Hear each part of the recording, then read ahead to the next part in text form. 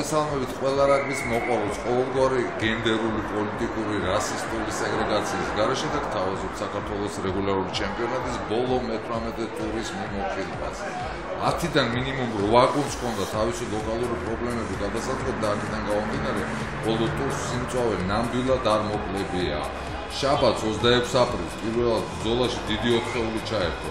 ავჭალის სარაგბო სტადიონზე თბილისის არმიამ თანაქალაქე ლელოს უმასპინძლა და ხელოვნურ საფარიან მოედანზე, რაც უამინდობის გამო მოხდა.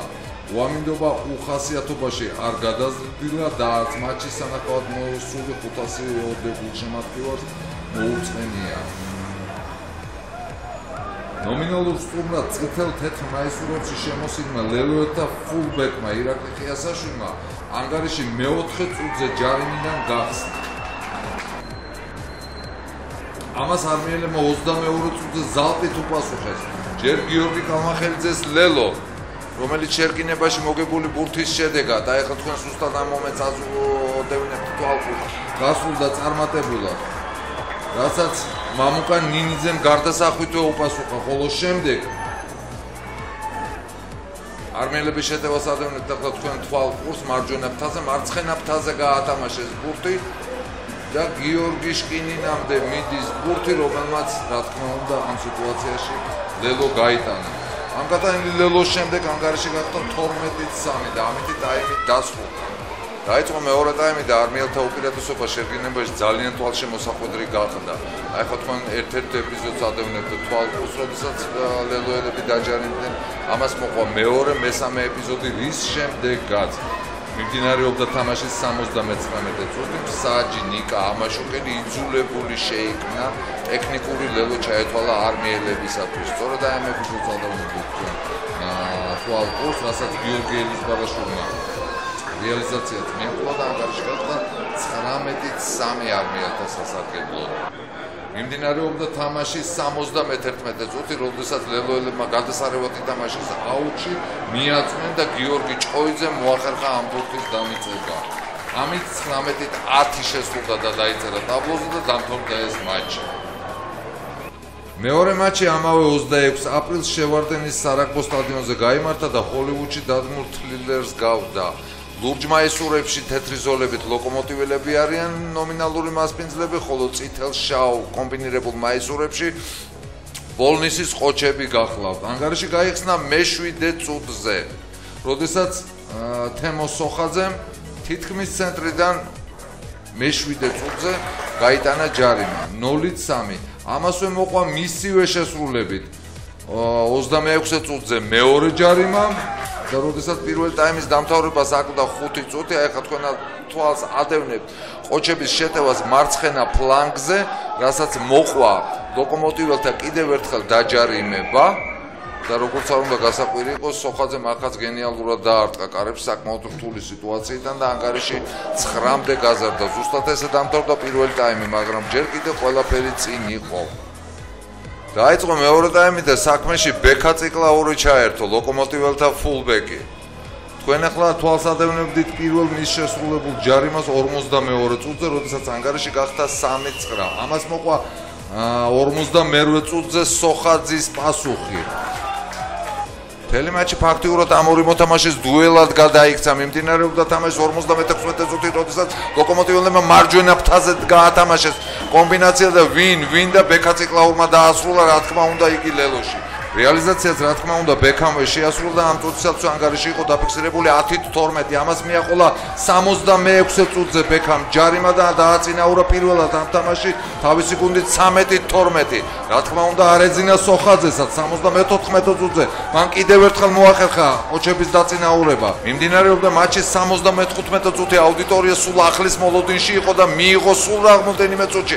ბექა ციკლაურმა მიიღო ბურთი და ფანტასტიკური დროპ გოლით გაგზავნა ბურთი კარებში და როგორც არ უნდა გასაკვირი იყოს, ამ მოძრაობიდან ბურთი გავიდა კარებში და კიდევ ერთხელ მოახერხა თავის გუნდის დაწინაურება, ამჯერად უკვე 16-15.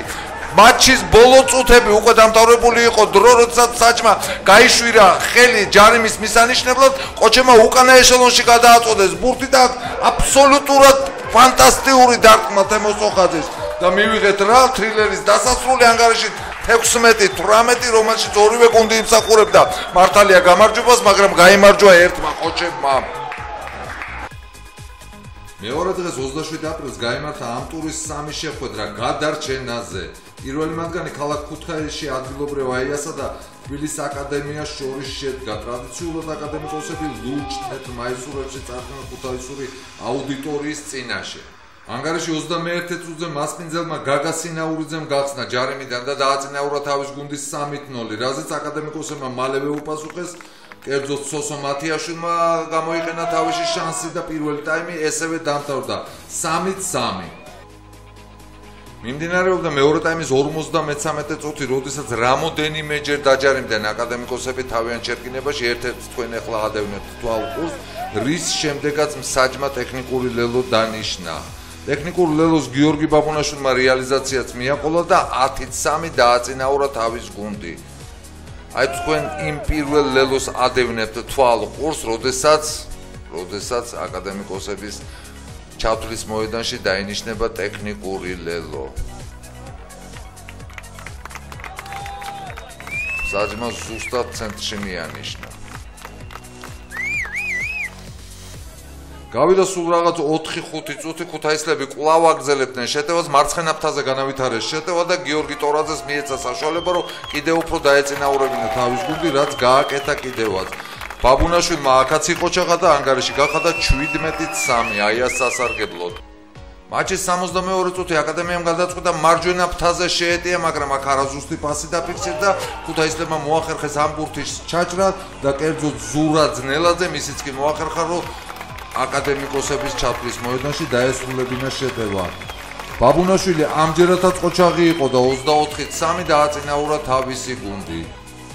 მიმდინარეობდა მატჩის მე-80 წუთი, როდესაც აკადემიკოსებს მიეცა საშუალება ჯარიმიდან განავითარებინათ შეტევა და მარცხენა ფრთაზე წადეს ეს, მაგრამ ქუთაისლებმა ჩაჭრეს და საკმაოდ უადგილო ადგილიდანაც ჩაჭრეს ეს შეტევა, 10 მეტრიანი ზოლი არ დაუხევიათ უკან, რაზეც გვირჯიშვილმა ტექნიკური ლელო მიანიშნა. ტექნიკური ლელოს რეალიზება მათიაშვილს მიანდეს, მანაც წინვალად გამოიყვანა ეს მატჩი, მაგრამ ამან აკადემიას ვერ უშველა. ანგარიშში 24-10 გაიმარჯვა ქუთაისის აია. მეორე მატჩს 27 აპრილს შევარდენის სტადიონმა უმასპინძლა, სადაც მწვანე მაისურებში შემოსილი არმაზი რუსთავის ხარებს დაუხვდა. მე-10 წუთზე რუსთავის ხარები მანუჩარ ჭავამ დააწინაურა. 0-3 ესე დაწინაურდნენ რუსთაველები. მიმდინარეობდა 28 წუთი, როდესაც მარჯვნივ განავითარეს არმაზმა შეტევა, დათო კიკნაძე მიგდო ბურთი ხელს, მოატყუა 1 მეორე და ჩათვლის მოედანში დაასრულა ეს გადასარევად წარმოებული შეტევა. მანვე მოახერხა ამ ლელოს რეალიზება და 7-3 დაასრულა პირველი ტაიმი, სწორედ ესე დამთავრდა პირველი ტაიმი მატჩის. მიმდინარეობდა მატჩის 48 წუთი მეორე ტაიმის. რუსთაველებმა მოახერხეს აუტიდან მოგებული ბურთის შეკვრა, მიაწვნენ მოლში და რატით ხეშელაშვილს მიეცა საშუალება თავისი გუნდის ეს გარჯა ლელოში დაესრულებინა. ჭავამ გარდასახვა გადასარევად შეასრულა და დააწინაურა თავის გუნდი 7-10. 55 და 63 წუთებზე რუსთაველ მანუჩარ ჭავას მიეცა საშუალება, რომ კიდევ უფრო დაეწინაურებინა თავისი გუნდი და მან ორივე დავალება გადასარევად შეასრულა, 6 ქულა შემატა თავის გუნდს და დააწინაურა თავის გუნდი ამჯერად უკვე 7-16. თამაშის დამთავრებას თითქმის არაფერი აკდა, როდესაც არმაზმა მოახერხა აუტის მოგება, ისევ მარჯვენა ფრთაზე, შემდეგ უკვე შენაცვლებით შეატრიალეს შეტევა და იყოჩაღა საბა ნიკოლავამ. გადასარევი იყო ამ ეპიზოდში, ნამდვილად დაასრულა ლელოთი რუსთაველების ჩათვლის მოედანში ეს შეტევა და საბოლოოდ დაუსვა წერტილი ფაქტიურად ამ მატჩს 14-16 გაიმარჯვეს რუსთავის ხარებმა. და ბოლოს ავჭალის ხელოვნურ საფარიან მოედანზე ტრადიციულად ყვითელ-შავ კომბინირებულ მაისურებში შემოსილმა თბილისის ჯიგებმა სატურნირო ცხრილის ბოლო ადგილზე მყოფ ბათუმს უმასპინძლა. ანგარიში მე-4 წუთზე ბათუმელებმა გახსნეს, როდესაც შერკინებით მძლავრად მიაწვნენ და მათმა კაპიტანმა და 8 ნომერმა შერკინებისა დავით გუგუშვილმა მოახერხა ლელოს გატანა. რა მოხდა ამის შემდეგ? მე-9, 27 და მე-40 წუთებზე ვინ, რა თქმა უნდა, რამაზ ხარაზიშვილმა 3 ჯარიმა გაიტანა ერთმანეთის მიყოლებით და 9-5 დააწინაურა თავისი გუნდი. სწორედ აი ესე დამთავრდა მატჩის პირველი ნახევარი. დაიწყო მატჩის მეორე ტაიმი და ხარაზიშვილმა არ მოიშალა თავისი. მას ხედავთ ზუსტად თქვენ ახლა გარღვევაზე, როდესაც მოახერხა რამოდენიმე მეტრის მოგება, მაგრამ დაჯარიმდნენ სტუმრები. 45 და 52 წუთზე წყვილი ჯარიმა გაიტანა რამაზ ხარაზიშვილმა და ანგარიში 15-5-მდე გაზარდა.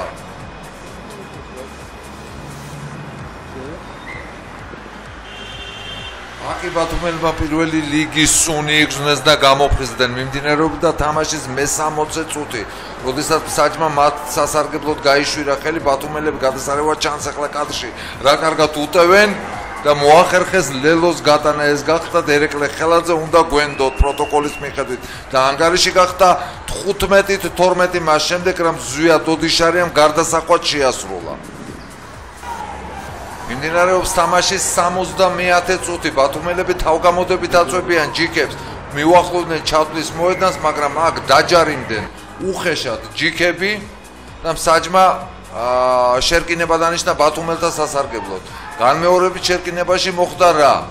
ისევ თავიდან დაინიშნა შერკინება. აი მესამე შერკინების შემდეგ კი, რომელიც აი ახლა მიმდინარეობს, ბათუმელები ისევ მიაწვნენ, ჯიქებმა ისევ დაარღვიეს წესი და მსაჯი იძულებული გახდა ტექნიკური ლელო ჩაეთვალა. ტექნიკურ ლელოს რა თქმა უნდა ოდიშარიამ რეალიზაციითაც უპასუხა და ანგარიში გახდა 15-19 და ბათუმელები სერიოზულად დაწინაურდნენ. მაშინ როდესაც ბათუმელებს ეგონათ უკვე ფონს იყვნენ გასულები, რამაზ ხარაზიშვილმა თავისი არ დაიშალა 77 და 84 წუთებზე ორჯერ შეასრულა ჯარიმა უნაკლოდ. თავისი გუნდის გაამარჯვებინა 21-19 და სწორედ ესე დამთავრდა მატჩი. მიუხედავად მატჩისა, ბათუმელებმა 7 ქულაზე ნაკლები წაგებისათვის მიღებული პრემიალური ქულის წყალობით მზის ქვეშ უმაღლეს ლიგაში ადგილი მაინც შეინარჩუნეს.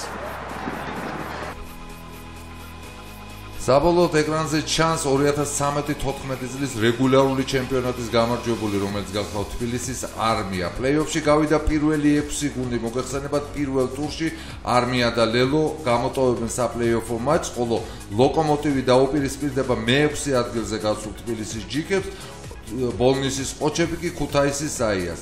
რაც შეეხება იმ გუნდს, რომელმაც დატოვა წლევანდელ წელს უმაღლესი ლიგა, გახლავთ თბილისის აკადემია. მიუხედავად ამ გუნდის მიმართ ძალიან დიდი სიმპათიებისა, ვიღაცას უნდა დაეტოვებინა უმაღლესი ლიგა და ის ვიღაცა სწორედ თბილისის აკადემია აღმოჩნდა. ჩვენ ერთმანეთს ერთი კვირის თავზე შევხვდებით საპლეი-ოფო მატჩებით. მომავალ შეხვედრამდე.